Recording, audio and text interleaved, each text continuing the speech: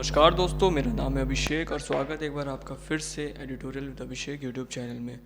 दोस्तों, आज हम हिंदू के एक बहुत ही इंपॉर्टेंट एडिटोरियल के एनालिसिस करेंगे जिसका नाम है स्लेज हैमर स्टाइल। दोस्तों, इससे रिलेटेड जितनी भी वोकैबलरीज होंगी उसका मैं पीडीएफ बना के अपने टेलीग्राम चैनल में डाल दूंगा और उस टेलीग्राम चैनल की लिंक आपको डिस्क्रिप्शन बॉक्स और मेरे अबाउट सेक्शन में मिल जाएगी। तो चलिए दोस्तों शुरू करते हैं। दोस्तों, टॉपिक का नाम है स्लेज हैमर स्टाइल। दोस्तों, स्लेज हैमर मतलब होता है पावरफुल, ताकतवर। स्टाइल मतलब होता है किसी चीज़ को करने का मेथड या फिर किसी चीज़ को करने का अप्रोच। तो एक पावरफुल अप्रोच, ठीक है, ये हो गया स्लेज हैमर स्टाइल का ओवरऑल मीनिंग। ठीक, इसके अंदर क्या लिखा है दोस्तों? The home ministry's decision to ban the PFI and its affiliates is a rushed one. दोस्तों, होम मिनिस्ट्री का जो डिसीज़न है पीएफआई मतलब पॉपुलर फ्रंट ऑफ इंडिया को बैन करने का और उनके एफिलिएट्स को बैन करने का, वो एक जल्दबाजी में लिया गया डिसीज़न है। रश्ड वन होता है मतलब जल्दबाजी में लिया गया। ठीक है, अगर आप में से बहुत लोगों को पीएफआई के बारे में नहीं पता होगा तो मैं इसके बारे में एक ब्रीफ इंट्रोडक्शन देना चाहता हूँ। दोस्तों, पीएफआई का फुल फॉर्म होता है पॉपुलर फ्रंट ऑफ इंडिया। ये एक रेडिकल इस्लामिक ऑर्गेनाइजेशन मतलब कट्टरपंथी इस्लामिक ऑर्गेनाइजेशन है। दोस्तों, इसका फॉर्मेशन हुआ था 2006 में और जनरली ये केरला से बिलोंग करती है। और दोस्तों, इसका जो मेन ऑब्जेक्टिव था वो था मुस्लिम माइनॉरिटीज़ की प्रिवेंशन। ठीक है, जैसे दोस्तों हिंदू में अपना आरएसएस ग्रुप होता है। आरएसएस जो होता है वो उसका क्या मेन पर्पस होता है? हिंदुत्व का प्रिवेंशन जो होता है वो आरएसएस का मेन गोल है। उसी तरीके से PFI popular Front of India जो थी वो इसी के काउंटर में बनाई गई थी, आरएसएस के काउंटर में, वो मुस्लिम माइनॉरिटीज़ के प्रिवेंशन के लिए। ठीक, there will be a little reason for disquiet at the Popular Front of India being termed a radical Islamic organisation. ठीक है दोस्तों, पॉपुलर फ्रंट ऑफ इंडिया को कट्टरपंथी इस्लामिक ऑर्गेनाइजेशन कहने में जो संकोच होगा वो बहुत कम होगा। ठीक है, डिस्क्वाइट मतलब होता है संकोच या फिर बेचैनी। तो मतलब इसको इस्लामिक ऑर्गेनाइजेशन कहने में जो संकोच होना चाहिए वो बहुत ही कम होना चाहिए, क्योंकि that propagates a politics of exclusivism. क्योंकि जो पॉपुलर फ्रंट ऑफ इंडिया है वो दोस्तों एक्सक्लूसिविज़म की पॉलिटिक्स जो होती है उसको प्रोपोगेट करती है। एक्सक्लूसिविज़म मतलब होता है दोस्तों अलगाववाद। अलगाववाद की पॉलिटिक्स को प्रमोट करती है, फैलाती है। एंड कम्युनलिज्म, कम्युनलिज्म मतलब होता है दोस्तों सांप्रदायिकता। सांप्रदायिकता एक तरीके से हम उसको कहते हैं, जैसे मान लो आपको अपने समुदाय से केवल मतलब बहुत ज़्यादा लगाव हो गया और दूसरे सभी समुदाय आपको बेकार लगने लगे। तो मतलब पॉपुलर फ्रंट ऑफ इंडिया जो है वो अलगाववाद को बढ़ावा देती है और सांप्रदायिकता को बढ़ावा देती है। ठीक है, इवन इफ़ इट प्रोफेस।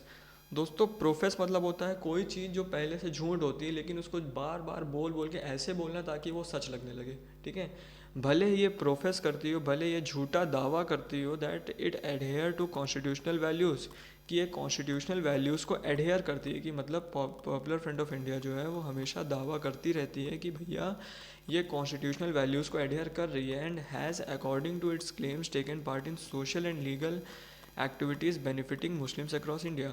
और दोस्तों, इसके क्लेम्स के अकॉर्डिंग इसने केवल उन्हीं एक्टिविटीज़ और उन्हीं चीज़ों में पार्टिसिपेट किया है जिससे कि मुस्लिम माइनॉरिटीज़ को बेनिफिट मिला हो।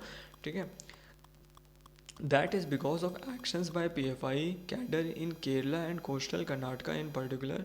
दोस्तों, केरला की बात करें या फिर पर्टिकुलरली अगर हम कर्नाटका, कोस्टल कर्नाटका की बात करें तो वहाँ के बारे में क्या बताया जा रहा है दोस्तों? पर्टिकुलरली अगर हम कोस्टल कर्नाटका की बात करें तो वहाँ पे जो रिलीजियस और पॉलिटिकल वायलेंस हुए हैं वो इन्हीं पीएफआई के एक्शंस के थ्रू हुए हैं। ठीक है, resulting in religious and political violence मतलब जो रिलीजियस और पॉलिटिकल वायलेंस अभी वहाँ हमें केरला और कर्नाटका में देखने को मिले हैं वो पॉपुलर फ्रंट ऑफ इंडिया के एक्शंस के थ्रू देखने को मिले। And vigilantism in the name of religious sentiments being hurt. Vigilantism मतलब होता है अरेस्ट। ठीक है, किसी को पकड़ के ले जाती है जब पुलिस, उसको विजिलेंटिज्म कहते हैं। तो वहाँ पे अरेस्ट देखने को मिले हैं, वो किस लिए हुए हैं? In the name of religious sentiments being hurt. दोस्तों, धार्मिक सेंटिमेंट्स को हर्ट करने की जो आरोप लगे थे उसके वजह से इनका विजिलेंटिज्म हुआ है, उनका अरेस्ट हुआ है। ठीक है, किनका हुआ है? पीएफआई के मेंबर्स का। While the PFI has grown as an organisation since its formation 2006। दोस्तों, पीएफआई का फॉर्मेशन 2006 में हुआ था जैसा कि हमने बताया था, और 2006 से लगातार अभी तक एक बहुत बड़े ऑर्गेनाइजेशन में बढ़ चुकी है, largely due to its assertive actions in the legal and social front. दोस्तों लीगल और सोशल दोनों ही फ्रंट में इसके असर्टिव एक्शंस की वजह से ये बहुत ही बड़े ऑर्गेनाइजेशन के रूप में उभरी है।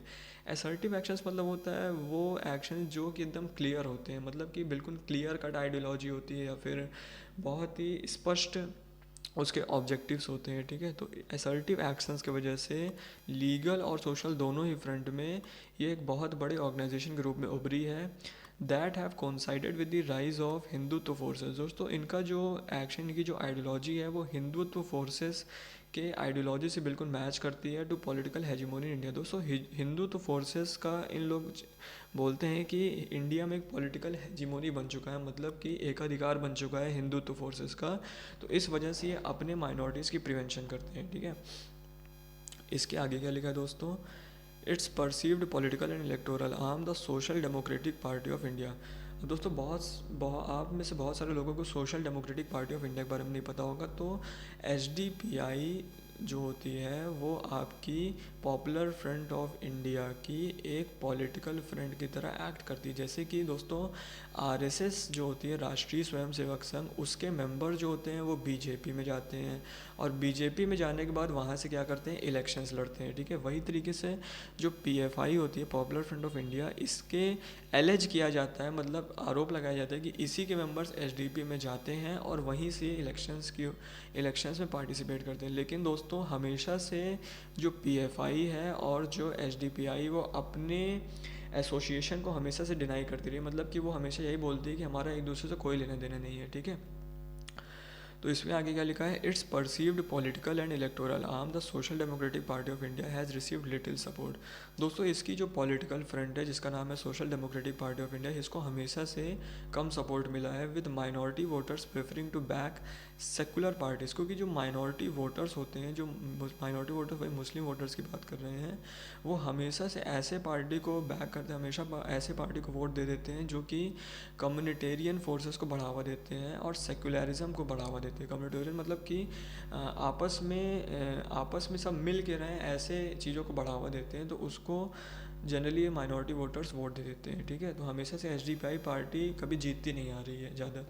PFI is the Islamic variant of communal politics. दोस्तों पीएफआई जो है कम्युनल पॉलिटिक्स का एक इस्लामिक वेरिएंट है, ठीक है। कम्युनल मतलब फिर से वही हम कह सकते हैं सांप्रदायिक राजनीति का एक इस्लामिक वेरिएंट है popular Front of India and the mirror image of majoritarian current gripping several parts of India.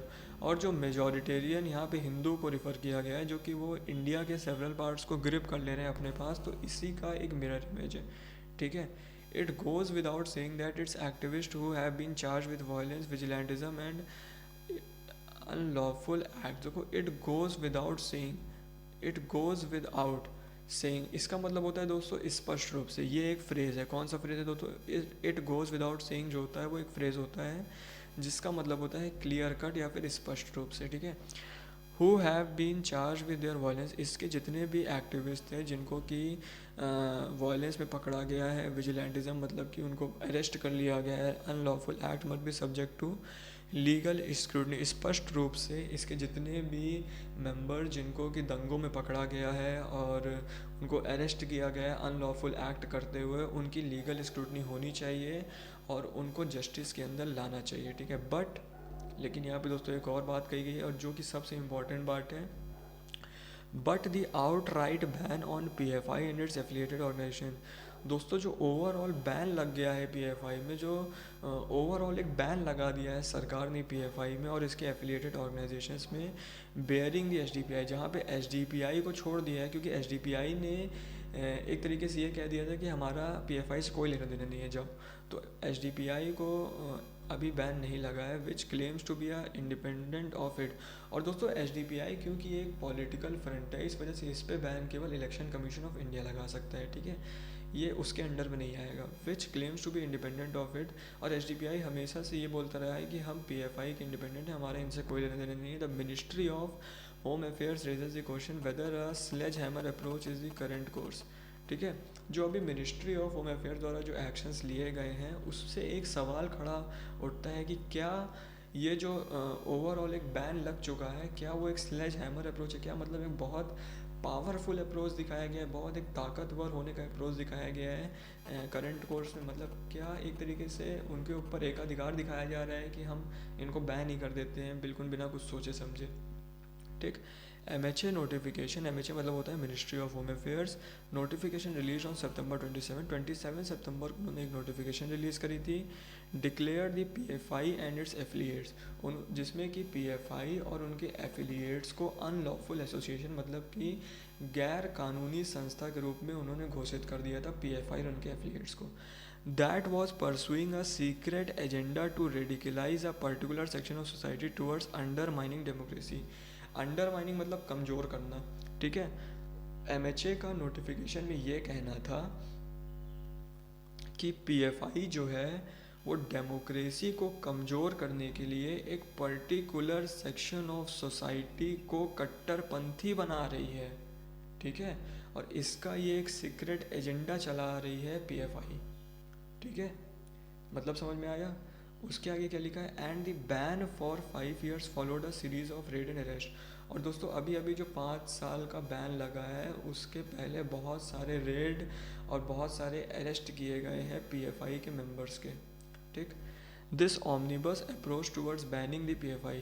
ऑमनिबस मतलब होता है इंक्लूडेड बाय एवरीथिंग, मतलब कि बहुत ही बड़ा अप्रोच लिया गया है towards banning the PFI and affecting indiscriminate arrest. Indiscriminate मतलब होता है रेकलेसली, लापरवाही से जो लगातार अरेस्ट किए चले जा रहे हैं बिना कुछ सोचे समझे, instead of clear case to के judicial process of bringing guilty. जबकि उनको करना क्या चाहिए था कि भैया एक प्रॉपर जुडिशियल प्रोसेस फॉलो करना चाहिए था। हर एक बंदे के ऊपर पहले चार्जशीट दायर करना चाहिए था, फिर उनको गिल्टी प्रूव करते, तब इस तरीके से अरेस्ट करते। लेकिन ये क्या है, रेकलेसली सभी को अरेस्ट करते चले जा रहे हैं PFI के मेंबर्स को। ठीक है। And leadership could only and up strengthening the sense of disquiet. और दोस्तों ये इनका जो ऐसा प्रोसीजर ये अपना रहे हैं, इससे केवल और केवल डिस्कम्फर्ट बढ़ेगा एमंग द माइनॉरिटीज़। ठीक है। At the treatment of minorities in the country and could also further radicalization among disaffected sections. और जिस रेडिकलाइजेशन को ये कम करने की बात कर रहे हैं, इनके इस एक्शन से केवल और केवल कट्टरपंथता जो होगा वो बढ़ेगा, रेडिकलाइजेशन जो होगा वो बढ़ेगा। Deradicalisation is not just a task left to law enforcement agency. अब दोस्तों डी रेडिकलाइजेशन मतलब होता है सभी को यूनाइट करना। ठीक है। ये केवल लॉ इन्फोर्समेंट एजेंसीज का ही काम नहीं है। It should be the consequence of reorienting governance to live up to secular values. दोस्तों ये गवर्नेंस का ही एक बहुत ही मेजर रोल होना चाहिए कि वो हमेशा से डी रेडिकलाइजेशन पे बहुत ही ज़्यादा ध्यान दे, वो हमेशा से लोगों को यूनाइट करने पे बहुत ज़्यादा ध्यान दे। ठीक है। Something that has taken a beating in recent year, और जो कि हालिया कुछ साल में ऐसा लग नहीं रहा है कि गवर्नमेंट जो है वो डी रेडिकलाइजेशन की ओर काम कर रही है या फिर बढ़ावा दे रही है। Meanwhile, the organization has responded to the ban by announcing that it stands disbanded. Disbanded मतलब आपस में अलग हो जाना। ठीक है। जो ऑर्गेनाइजेशन है मतलब PFI ने अभी क्या बयान दिया है कि भैया जब से सरकार का नोटिफिकेशन आया है ये खुद से एक दूसरे से अलग हो चुके हैं फॉलोइंग द नोटिफिकेशन। ठीक है। The ban must not be utilised as a means to target Muslims specifically political dissidents. ठीक है। इस बैन को ऐसे नहीं लेना चाहिए कि ये एक तरीके से मुस्लिम्स को टारगेट करने के रूप में नहीं लेना चाहिए। And democratic activist who have engage in legitimate process against discriminatory pieces of legislation such as Citizenship Amendment Act. दोस्तों एक तरीके से ये मुस्लिम्स के खिलाफ एक टारगेट, इस तरह ये जो बैन किया गया है वो मुस्लिम्स के खिलाफ एक टारगेट जैसा नहीं लेना चाहिए, और उन बंदों पे एज अ टारगेट नहीं लेना चाहिए जो कि सिटीजनशिप अमेंडमेंट एक्ट का विरोध कर रहे थे। ठीक है। मतलब कि उनको टारगेट नहीं करना चाहिए इस बैन के थ्रू। दोस्तों आशा करता हूँ आपको आज का ट्यूटोरियल समझ आया होगा, और आपको कैसी लगी मैंने एनालिसिस, इसको प्लीज़ आप अपने कमेंट बॉक्स में ज़रूर कमेंट करिएगा। और दोस्तों टेलीग्राम चैनल से वोकैबलरीज़ की PDF लेना मत भूलिएगा, मैं उसको अपलोड कर दे रहा हूँ। थैंक यू दोस्तों।